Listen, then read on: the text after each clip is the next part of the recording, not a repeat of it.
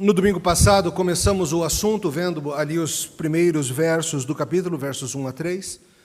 Na verdade, pegando o finalzinho do 12, onde ele fala sobre um caminho sobremodo excelente. E hoje nós vamos entrar na sessão em que há uma descrição do que é o amor, versos 4 a 7. E eu vou dividir esse assunto em duas partes. Então, eu vou ler os versículos 4 a 7, mas não vou lidar com tudo que está aqui hoje. A gente termina semana que vem. Entendido? Peço a sua atenção para a leitura da palavra de Deus, primeiro aos Coríntios 13, de 4 a 7. O amor é paciente, é benigno. O amor não arde em ciúmes, não se ufana, não se ensoberbece, não se conduz inconvenientemente, não procura os seus interesses, não se exaspera, não se ressente do mal. Não se alegra com a injustiça, mas regozija-se com a verdade. Tudo sofre, tudo crê, tudo espera, tudo suporta. Até aqui a palavra de Deus, oremos. Senhor, nós te louvamos por nos dar esse capítulo tão marcante em que o Senhor nos ensina acerca de quem o Senhor é e do que o Senhor espera de nós. Ajuda-nos, Senhor, pedimos em nome de Jesus. Amém. O que é o tal do amor? Essa pergunta é difícil, não é?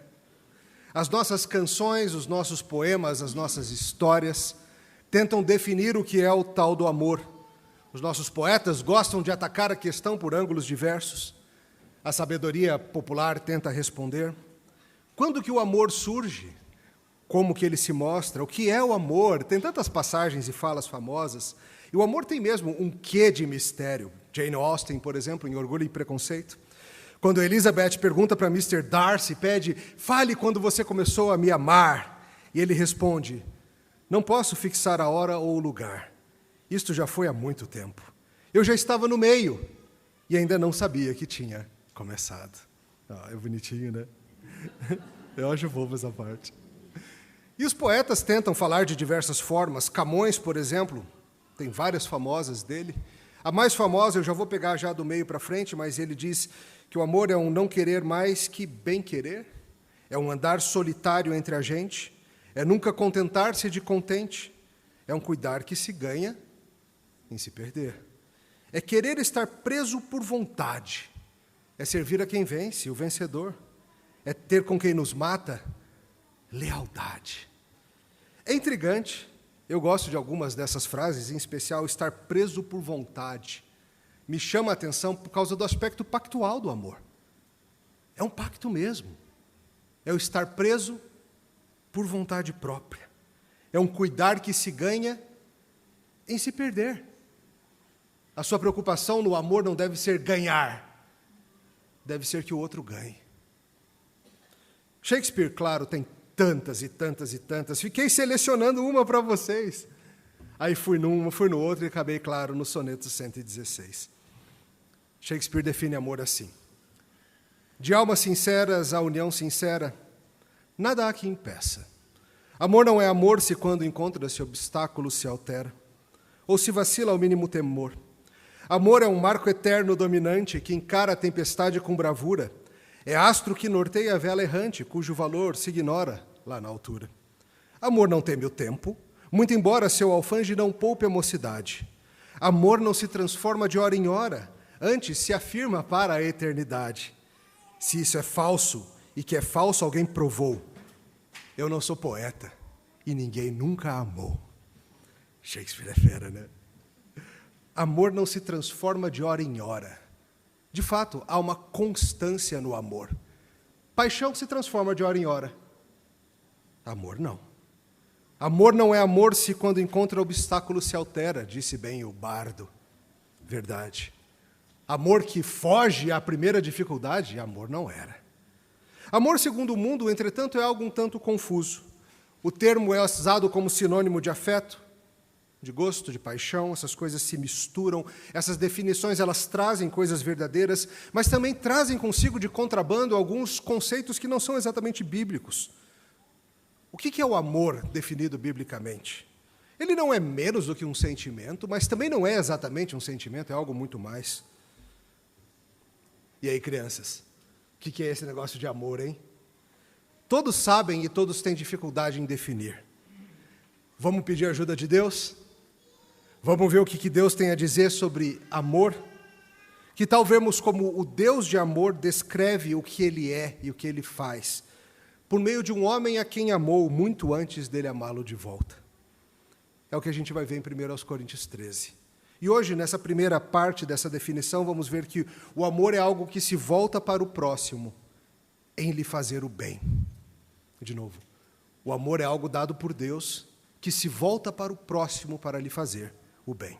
E a gente vai ver isso em 5 partes. A gente vai lidar com algumas dessas definições, não todas, semana que vem a gente termina. E a primeira verdade que o texto nos traz hoje é que o amor é paciente.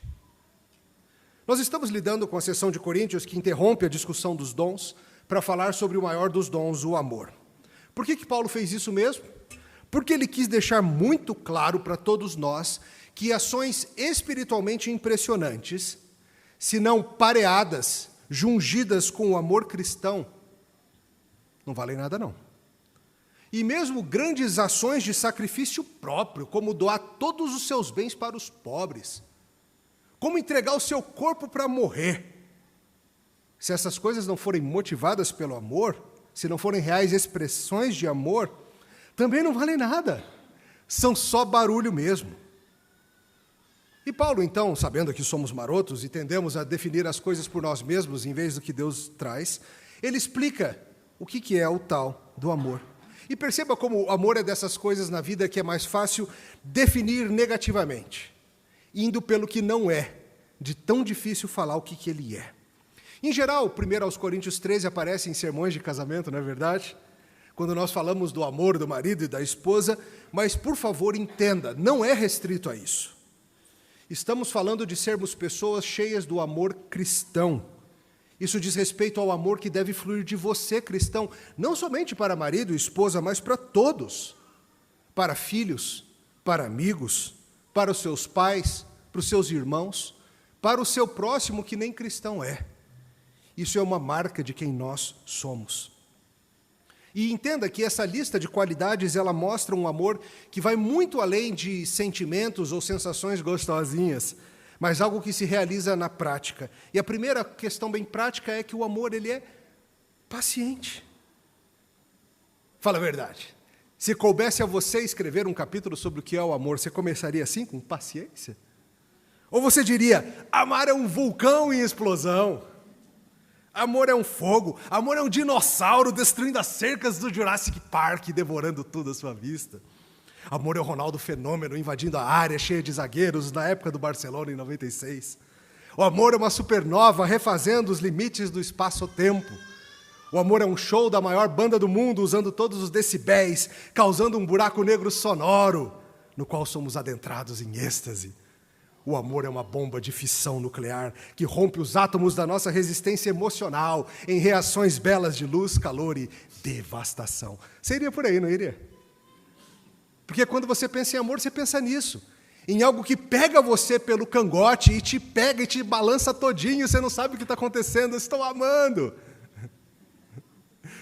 Como diz o Mr. Darcy, eu não sei quando começou, quando percebi já estava no meio da coisa.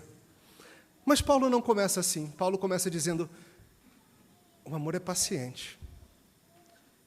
O amor é de longo ânimo. Amor cristão é assim. Você acha estranho dizer isso? Porque se você considerar o amor algo mais do que o curto prazo da paixão, vai saber que é necessário ser paciente com quem você ama. E amar é ser paciente. Pessoas são difíceis. Às vezes, as idealizações que fazemos das pessoas não são difíceis. Na sua cabeça, ele é tão fácil de lidar. Na sua cabeça idealizada, ela é facinha de lidar, mas pessoas reais, não. E o que Paulo começa dizendo é o amor real. O amor suporta. O amor aguenta. O amor é lento a ferir. Outra possível tradução é que ele persevera. Ele não abandona diante de dias difíceis, diante das dificuldades. É por isso que quando fazemos votos de casamento, há aquela parte na alegria e na tristeza, na saúde e na doença, e assim por diante. Porque ele não vai depender das circunstâncias do que a pessoa trouxer, ele é paciente com a pessoa, ele é paciente com as circunstâncias, ele persevera. Essas definições bíblicas são ótimas, viu, moças? Porque o gatão que diz que te ama, à luz de um buquê de flores brilhantes e ao som de Bruno Mars, mas que não tem paciência contigo, não tem paciência com o teu jeito, com sua pessoa, com quem você é, será que o que ele sente por você é mesmo o que a Bíblia chama de amor? Amar uma pessoa é ser paciente com ela, não ser rápido a se irar e a brigar. Muitas vezes a triste realidade é que nós agimos de forma não amorosa para quem em pacto juramos amar. E não apenas o cônjuge, tá? Você diz que ama seus filhos, mas não tem um pingo de paciência para com eles? Você diz que ama seus pais, mas vive irritado com as coisas que eles fazem e dizem? Você se junta a uma igreja em membresia formal, mas não aguenta esse povo da semear. O amor é paciente. O amor lida com as pessoas. Nós falhamos muito nisso. O amor para com o próximo, nós somos pacientes? É uma pergunta importante. Somos pacientes e dispostos a sofrer longamente pelo bem dos outros? Porque, veja, o nosso Senhor é assim. Ele se descreve assim como um Deus longânimo, como vimos em Êxodo 34, no início do nosso culto. Um Deus compassivo, um Deus paciente, um Deus que não se exaspera. Sabe aquela pessoa que diz para você assim, eu não levo desaforo para casa. Eu pago na mesma moeda e na hora, e com troco a mais. Essa pessoa não ama, como a Bíblia ensina que é amor. Amar é ser paciente e longânimo. Não aquela pessoa que bate de volta assim que leva. E o seu amor para com Deus, meu irmão? Ele é paciente? Ele é apressado? Esse amor seu que você diz existir por Deus, ele só existe quando Deus faz exatamente o que você queria, na hora que você queria? Ou seu amor por Deus meio que desaparece quando as coisas não estão indo do jeito que você gostaria? Quando está tudo bem, os seus planos funcionam, você fala, como eu amo meu Deus. No dia que as coisas não andam lá como você sonhou e planejou, né? Deus não é tão amável assim. Eu creio que todos nós podemos melhorar nisso, não? Imagine uma igreja onde nós somos mais perseverantes e pacientes uns com os outros. Imagine uma família em que nós somos mais pacientes e perseverantes uns com os outros. Porque veja, se estamos sendo refeitos à imagem de Cristo, o amor de Cristo para contigo, eu te pergunto, o amor de Cristo para contigo, ele é paciente, sim ou não? Maravilhosamente paciente. Jesus Cristo nunca perdeu a paciência contigo. Nunca aconteceu. Nunca. Nem naquele dia. Aquele que você pensou agora. Mesmo você sendo tão difícil. Porque conhecer o amor de Cristo é conhecer um amor perseverante. O amor é paciente. Além disso, diz o texto bíblico, é a nossa segunda verdade, o amor é benigno ou bondoso, é uma possível tradução também. O amor faz o bem para o outro. Você já conheceu gente bondosa, mas bondosa mesmo? Alguém que você passa um tempo com essa pessoa e você fala, cara, que pessoa boa. Isso é uma marca de amor. Uma pessoa que faz bem para quem ama. É completamente estranha à Escritura a ideia de alguém que diz que ama, mas esse suposto amor nunca se mostra em ações benignas para o próximo. Eu te amo, mas eu não sou bom para você, não. Eu sou ruim, danoso. Às vezes a gente tem essa noção, talvez porque a nossa cultura mistura afetos e possessividade, paixão com amor. As pessoas às vezes dizem coisas assim, não, ele é bem malvado para com ela, mas olha, ele realmente a ama. Já ouviu esse tipo de coisa? Às vezes relacionamentos abusivos são muito pautados assim. O cara maltrata a mulher o tempo todo, verbalmente, fisicamente, psicologicamente. Mas ele diz que ama. E as pessoas dizem, mas ele ama mesmo. Não ama. Amar é ser benigno. Amar é fazer o bem. O amor que faz o bem é o amor que está procurando sempre formas de cuidar, de servir. Não apenas quando provocado ou requisitado. Não é gostoso quando do nada alguém faz algo bom para você? Alguém vem e faz algo, não é só cônjuge, amigo, um irmão, alguém vem e faz algo bom para você e você fala, é meu aniversário? Eu não sabia. Fala, não, mas é uma ação de amor mesmo por você. Sério? Sim, isso é amor. Fazer o bem de graça, sem esperar nada, só em expressão mesmo, expressão de amor. O povo de Deus precisa ser marcado por algo assim, gente. É curioso como isso é distante do povo do Senhor. Lembrando do sermão passado, queremos ser muitas vezes marcados publicamente por sermos gente que tem grandes feitos espirituais. Queremos ser conhecidos na igreja, na cidade, na denominação, como gente que faz grandes coisas espirituais. Sendo que muito mais marcante seria se fôssemos reconhecidos por gente que faz o bem para os outros. Gente que faz o bem. Mais do que sermos marcados publicamente por pautas políticas A, B, C, por posicionamentos públicos X, Y e Z, as pessoas deste mundo deveriam olhar para nós e falar, essa turma faz o bem uns para os outros. E até para quem não é deles. E isso geraria muito interesse nos nossos posicionamentos públicos. Jesus falou sobre isso. Lá em João 13 ele disse, novo mandamento vos dou, que vos ameis uns aos outros assim como eu vos amei, que também vos ameis uns aos outros, porque nisto conhecerão que sois meus discípulos, se tiverdes amor uns para os outros. Queremos ser boas testemunhas de Cristo nesta terra em que Ele nos colocou? Tem muita coisa envolvida, e uma delas é essa, somos gente que faz o bem uns para os outros, uma comunidade que ama. O amor de Deus por nós é descrito assim, a Bíblia fala sobre Deus sendo bondoso, Pedro, por exemplo, diz, já tendes a experiência de que Deus é bondoso. O próprio Senhor Jesus, certa vez, numa passagem muito famosa, disse, porque o meu jugo é suave e o meu fardo é leve. Essa palavra traduzida como suave, ela é a mesma origem dessa palavra aqui, de bondoso. Poderia ser traduzido como o meu jugo é bondoso. O que eu dou para vocês nessa vida, irmãos, é bondoso. É cuidadoso para com vocês. Conhecer o amor de Cristo é conhecer um amor benigno, que faz o bem por nós. Jesus Cristo nunca fez nada de mal para você. Ele só fez o bem para você. Sim, às vezes a sua providência é dura.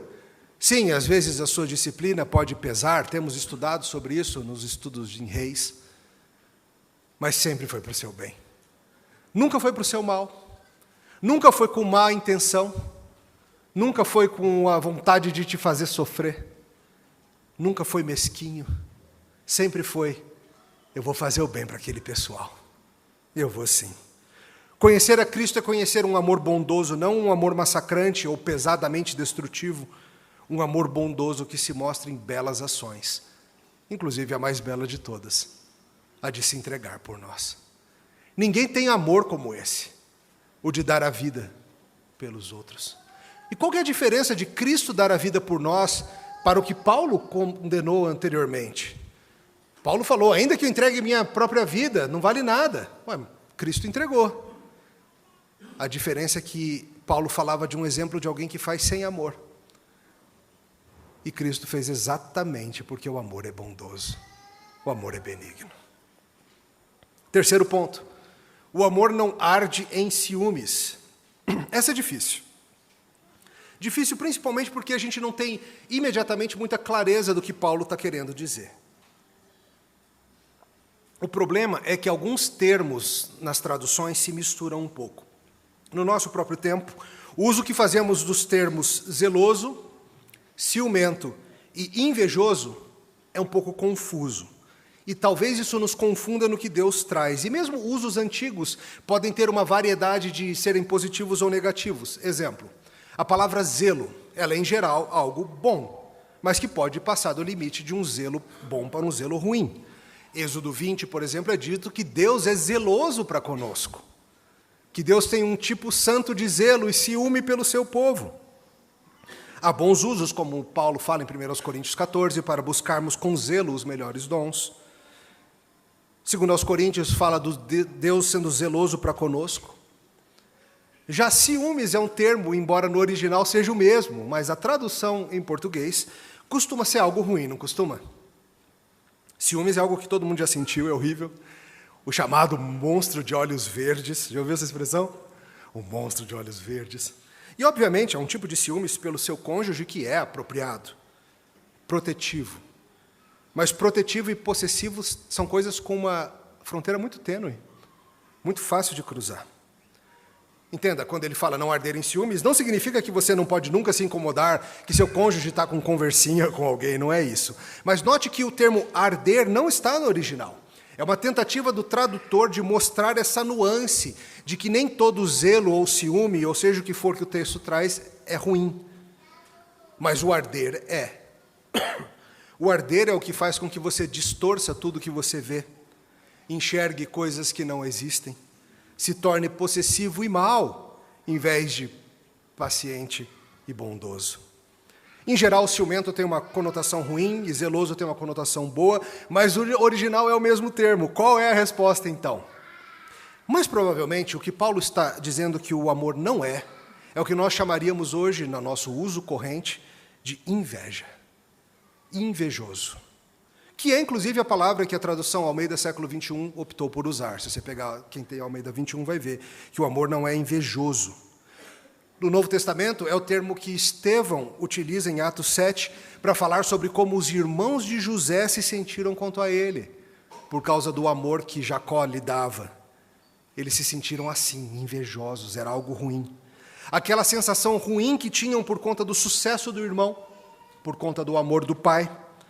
Eles não amavam o seu irmão, porque o amor não agiria assim. Felizmente, isso era um problema apenas de Israel antigo e não algo da igreja contemporânea, certo? Ninguém aqui jamais sentiu inveja de ninguém mais aqui no salão, certo? Jonathan Edwards, em A Caridade e Seus Frutos, que é um livro sobre 1 Coríntios 13, diz assim: a inveja pode ser definida como um espírito de insatisfação e oposição à prosperidade e felicidade dos outros em comparação com a nossa. Aquilo que as pessoas invejosas se opõem e não gostam é a superioridade comparativa do estado de honra, prosperidade ou felicidade que outro pode desfrutar acima daquilo que ele possui.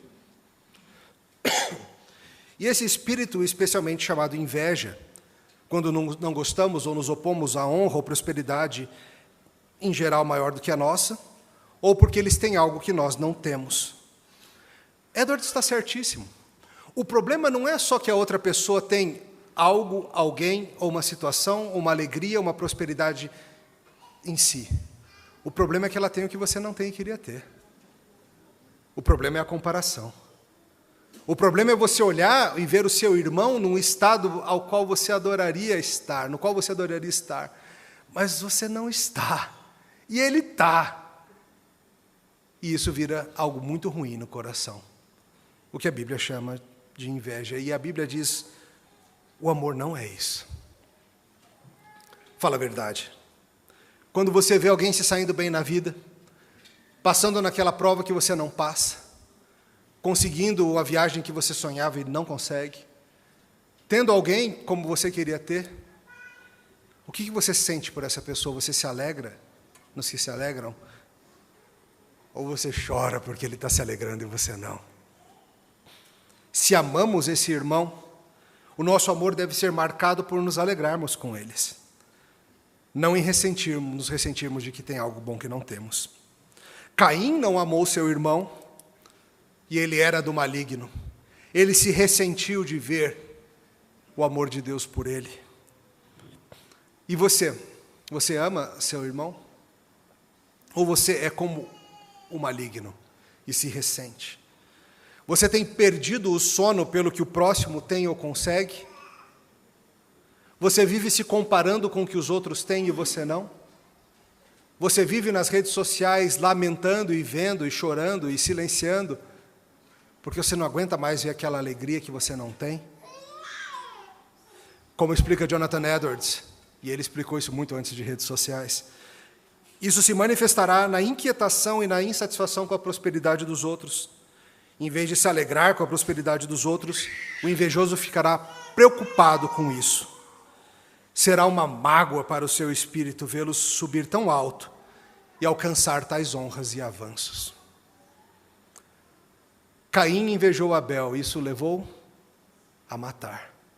Os irmãos de José o invejaram, isso os levaram a, primeiramente, pensar em matar, depois vender como escravo, tá bom. Os de Israel invejaram Jesus Cristo. Isso o levou à cruz do Calvário. Meus caros, como isso é difícil. Mas amar o seu irmão vai envolver isso. Olhar para o que Deus, na sua providência, colocou na vida dele, dela, e se alegrar com ele. Não chorar porque você não tem. E não querer sua desgraça, seu fim, seu exílio ou sua morte. Eu te pergunto, será que Jesus Cristo, ao andar pela terra, andava cheio de inveja dos outros? Por exemplo, será que ele andava cheio de inveja dos que tinham onde reclinar a cabeça, sendo que ele mesmo não tinha? Será que ele olhava para aquelas multidões e invejava os que viveriam mais de 33 anos? Ele não. Será que ele invejava aqueles que não tinham diante de si a rude cruz e os pecados do mundo? Será que quando alguém reclamava do lado dele, ele falava, você acha que a sua vida é difícil, bonitão? Tua vida é uma moleza, se prepara para o que eu vou passar. Por que ele não andava cheio de inveja? Porque ele os amava. E o amor é assim. Quarta verdade, a gente vai tratar dois juntos. O amor não se ufana e não se ensoberbece. Vamos tratar desses juntos, eles são bem próximos, embora não exatamente a mesma coisa. Outras possíveis traduções seriam que ele não se vangloria, não se orgulha. A palavra para ensoberbecer é algo como inflado. Pensa num balão inflado. A gente até usa algo assim em português, não fala? Ei, fulano está com o ego inflado, o pessoal diz essas coisas. Paulo havia usado esses termos antes na carta para criticar as posturas soberbas dos coríntios. Eles achavam que eram grande coisa, mas agora Paulo está mostrando para eles, vocês acham que são grande coisa, né? Vocês não sabem nem amar. Ele deve ter dado um gole de água logo depois de dizer isso assim também. Vocês não sabem nem amar. Vocês não sabem nem o básico, coríntios. Essa visão elevada que vocês têm de vocês mesmos, soberba, orgulhosa, são posturas autocentradas. Esse é o problema. Esse é o problema dessas coisas. Porque o amor ele não é focado em si mesmo, ele é focado no externo, no outro. A pessoa que é orgulhosa, ensoberbecida, ela foca em si mesmo. E a Bíblia está insistindo para você, amor é olhar para fora. Não é ficar olhando e se achando o máximo, é olhar para os outros e pensar no bem dos outros e ser paciente com os outros. Fazer o bem para as pessoas. E há pessoas cuja vida consiste em refletir acerca de quão especial ela é. Conheceu alguém assim já? Parece que a pessoa passa o dia pensando em como ela é demais. E isso logo leva ao merecia algo diferente do que eu tenho, porque eu sou demais. Mas Paulo está dizendo, o amar não é focar em si mesmo, o amor é focar no próximo. O que ama, como Cristo ensina, não vive pensando em quem ele é orgulhosamente, em seus feitos, ele foca no outro. O arrogante é a pessoa que se acha muito. E uma pessoa que ama biblicamente não é arrogante. Por quê? O comentarista Simon Kistemaker explica assim, a arrogância é o egoísmo inflado, enquanto o amor é a humildade genuína. A pessoa que tem em seus relacionamentos, seja conjugal, seja pai e filho, seja de irmãos da igreja, e que se acha superior aos outros, ela acaba por não amar como convém. Porque ela vive achando que lhe é devido. Ela vive achando que ela não recebe o que merece. E esse não deveria ser o foco. Ela acha que todos lhe devem, ela acha que a vida é a respeito dela. E ela é exigente além da conta. E ela acaba sendo invejosa também. Porque ela olha para o lado e acha que todo mundo está recebendo o que ela merecia receber. Mas Paulo está te dizendo, a Bíblia está te dizendo que amar é fazer a vida boa do outro, para o outro. Às vezes nós vemos casais em que um simplesmente não enxerga o outro. Simplesmente não enxerga. Um tem uma visão tão elevada de si mesmo, que apenas fica lamentando que o outro não está à sua altura ou não lhe dá o que ele merece, em vez de focar em amar, sendo que o amor é humilde e olha o outro, não a si mesmo.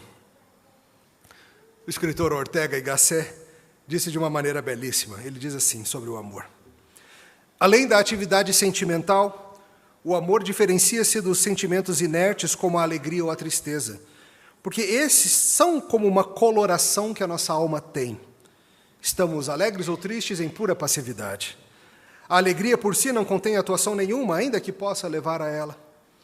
Por outro lado, amar algo não é simplesmente estar, mas atuar ao amado. E não me refiro aos movimentos físicos ou espirituais que o amor provoca, senão que o amor é por si, constitutivamente, um ato transitivo em que nos voltamos para quem? Para o que amamos. Um ato transitivo. Amar não é sentir amor. Amor é se mover para o próximo. E aquele que vive ufanado e ensoberbecido e orgulhoso e cheio de glória própria, esse se volta para si mesmo. E esse auto-amor é estéril. Ele não produz vida. Ortega y Gasset acerta em cheio ao dizer que não é uma mera coloração da alma, mas um estado que leva a atuar, que leva a agir. Agir em paciência, agir em bondade, agir em fazer o bem. Veja nosso Senhor mais uma vez. Uma vida toda voltada para nós, para o nosso bem. Andando por esse mundo quebrado como um profeta, dizendo a verdade, trazendo luz às trevas. Agindo como um rei, nos protegendo do mal, mesmo a custo próprio. Agindo como um sacerdote para fazer a sua oferta perfeita. Descendo ao estado de humilhação, se fazendo homem e se privando da glória divina. Um amor que se mostra em fazer o bem. Não um amor que olha para si mesmo. Um amor que olhou para nós e veio habitar entre nós. Um amor perfeito. A última de hoje. O amor não se conduz inconvenientemente, ou indecentemente, uma possível tradução também. Veja, o amor diz respeito, como estamos falando, a comportamento. Não a meramente o que eu sinto aqui dentro, mas como isso que eu sinto ou não sinto se mostra em como eu trato as pessoas, a postura, o comportamento, o agir. Não só o que eu sinto, mas como eu vivo.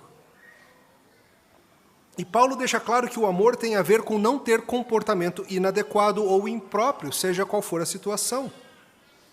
O amar é o agir com o decoro apropriado em cada situação. Perceba, a vida nos traz diversos níveis de relacionamento, certo? E cada um deles traz consigo os seus códigos, seus limites, suas regras. Por exemplo, pense em quantos relacionamentos você tem que envolve amor. Suas amizades envolvem amor, mas também envolvem certos limites e propriedade. O relacionamento conjugal envolve amor. Você tem de ter amor pelos seus colegas de trabalho também. Sério? Sério? Ser paciente, benigno e bondoso para com eles. Também com certos limites de propriedade. O amor para com o próximo que você sequer conhece, o amor para com os irmãos da igreja.